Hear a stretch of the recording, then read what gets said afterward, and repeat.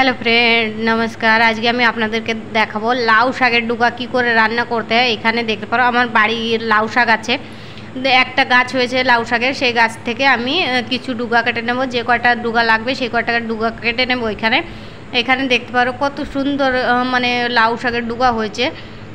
বাড়ি লাগাইছিলাম একটা গাছে, সেই গাছটা মানে ডুগা হয়েছে। তো আমি ভাবলাম কি আজকে লাউ শাক রান্না করা যাক। দেখতে পারো আমি এখন কি করে কাটি। এই যে আমি এটাকে কাটে নেব, আর পাতাগুলো কায়দা করে দেখে নেবে।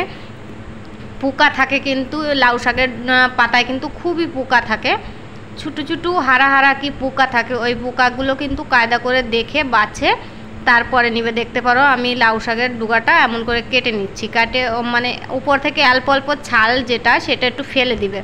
ফেলে দিলে একটু নরমও হবে ভালো, আর খাবার সময় একটু দাঁতে লাগবে কম। এই জন্য আমি সবকটা মানে এরামেরে কেটে নেব। তারপরে দেখতে পারো লাউ শাকের পাতার যে ডুগাটা, সেই ডুগাটাকে আমি এমন করে মানে কাটে নিয়েছি। তারপরে দেখতে পারো ওইখানে পোকা দেখা গেল, দেখলে কতখানি পোকা, মানে লম্বা করে এক পোকা ডিম দেয়।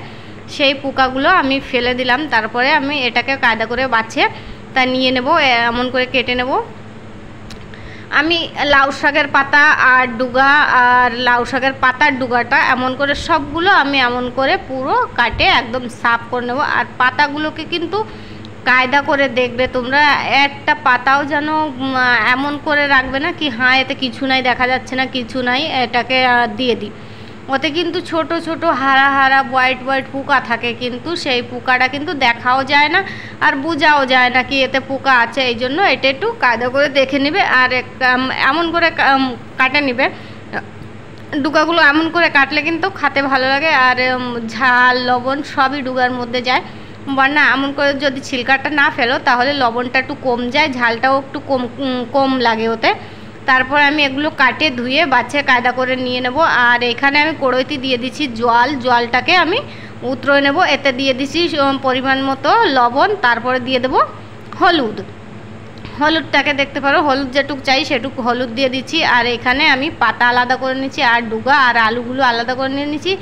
আলুগুলোকে আগে দেব, আগে দিয়ে একটু সময় ঢেকে রাখে দেবো। আলুটা হালকা গলে গেলে তারপরে ডুগা আর পাতাটা ছেড়ে দেবো। দেখতে পারো আমি এটাকে এবারে ঢাকে দেবো একটু সময়। ঢাকার পরে আলুটা একটু গলে আসছে, তারপরে আমি ছেড়ে দিচ্ছি ডুগাটা আর পাতাটা।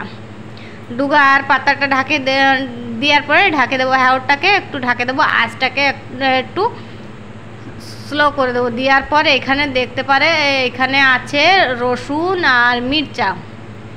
এইখানে রসুন আর শুকনো মির্চা আছে, শুকনো ঝাল রাখা আছে, এটা দিয়ে আমি ফোড়ন দেবো।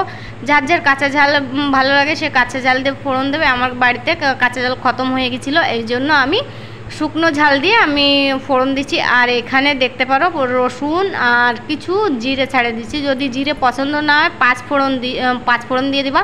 আমি সময় সময় পাঁচ ফোড়ন দিয়ে দিই। আর কারো বাড়ি যদি রাঁধুনি থাকে তাহলে রাঁধুনি দিতে পারো। আর এটাকে কায়দা করে একটু ভাজি করে নেবে। ভাজি করার পর যখন ভাজিটা কমপ্লিট হয়ে যাবে তখন তরকারিটাকে এমন করে ছাড়িয়ে দিয়ে ঢাকে দিতে হবে। তাহলে দেখবা যে ঘিরানটা সেই ঘিরানটা উড়বে না তেমন।